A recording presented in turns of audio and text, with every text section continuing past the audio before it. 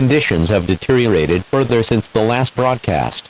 Population tracking confirms that fewer than 100,000 people remain worldwide, with most regions no longer responding to communication attempts.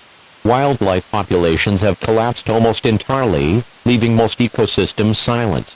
As ground teams attempted relocation efforts, attention shifted to the larger unidentified organisms now dominating the landscape. Their movement has reshaped terrain across multiple continents, creating new fault lines, sinkholes, and widespread structural failure. Entire regions have become impassable. In addition to these massive entities, surveillance has identified towering plant-like structures emerging from soil, concrete, and collapsed cities. Their growth is rapid and forceful, spreading thick vine formations that block evacuation routes and overtake remaining shelters.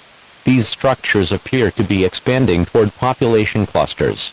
With both organism types advancing, remaining safe zones are shrinking rapidly.